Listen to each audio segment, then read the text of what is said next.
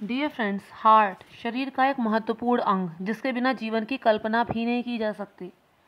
लेकिन जो ब्रेन होता है, जो मस्तिष्क होता है, वो हमारे पूरे शरीर को कंट्रोल करता है। वो ब्रेन ही तो होता है जो हमारे पूरे शरीर में संदेश भिजाता है कि अब ये करना है। अब किसी भी तरह का अगर शॉक लगता है अचानक से, कोई सदमा, कोई धक्का, तो ऐसे में ब्रेन एकदम सुन्न पड़ जाता है।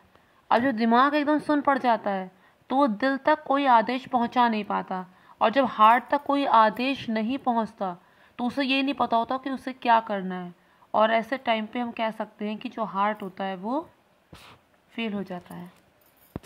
हार्ट की धड़कनों में जो अनियमितता होती है, उसका तेज हो जाना या फिर उसका धीमी गति से चलना, उसको कंट्रोल करने का काम पेस मेकर करता है।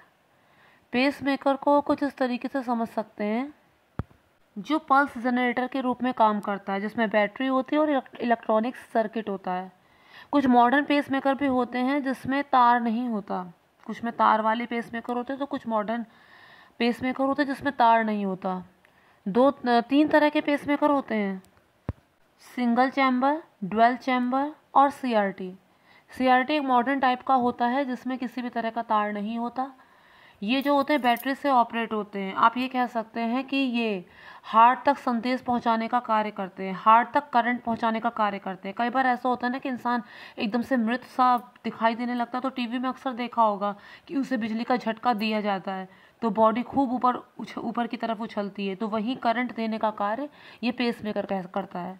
कह सकते हैं कि जैसे हमारे घर की बिजली जो है वो हार्ट है, और जो इन्वर्टर है वो पेस मेकर है। अब जो इन्वर्टर है, अगर बिजली चली गई घर की तो इन्वर्टर कुछ देर तक उसे वैसे ही चालू रखता है, और अगर इन्वर्टर चार्ज ना हो तो बस एकदम अंधेरा, पूरा अंधेरा।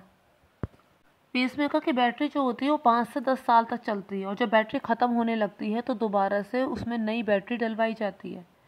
एक ऑपरेशन के ज़रिए ये जो पेसमेकर होता है वो या तो कॉलर बोन के पास छाती में या फिर पेट में फिट किया जाता है, जिससे हार्ट जो है वो सुचारू रूप से अपना कार्य कर सके, सुचारू रूप से धड़क सके, नियमित ढंग से धड़क सके। और इसके अलावा जो खून की पंपिंग का काम है वो भी अच्छी तरीके से हो सके, उसके लिए पेसमेकर लगाया जाता है।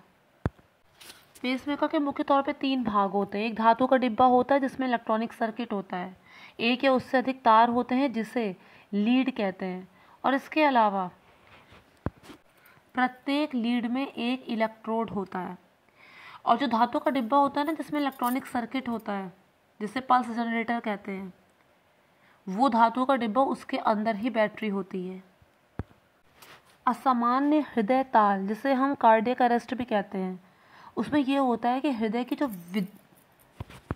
विद्युत प्रणाली में कुछ गड़बड़ हो जाती है, तो उसकी तालता को बरकरार रखने के लिए, कि वो ताल अताल ना हो जाए, उसके लिए ये पेस मेकर होता है।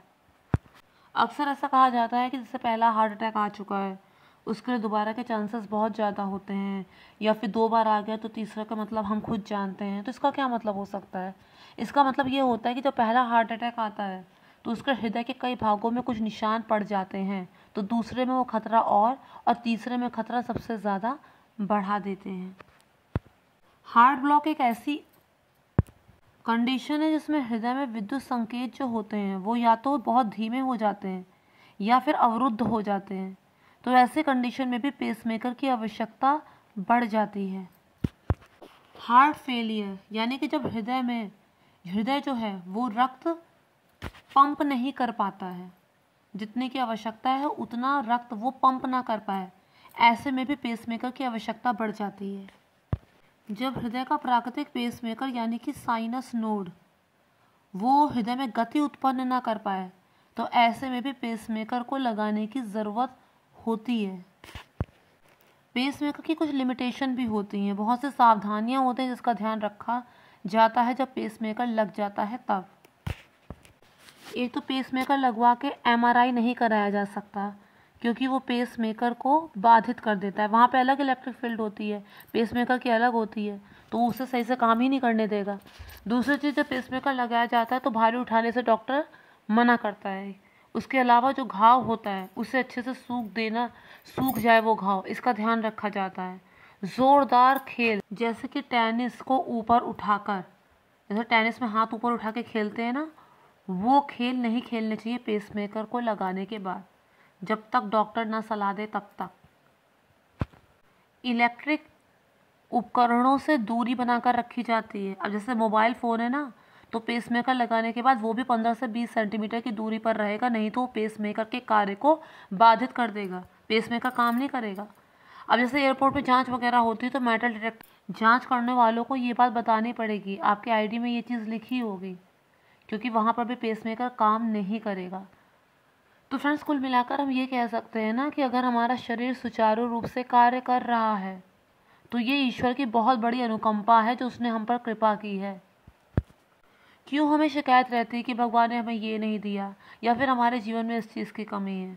जो सबसे बड़ी कमी पूरी करके जो भगवान ने हमें भेजा है, जो स्वस्थ मानव देह दी है, वो अपने आप में संपूर्ण है और हमें इसका ध्यान रखना चाहिए, इस बात को अपने दिमाग में रखना चाहिए।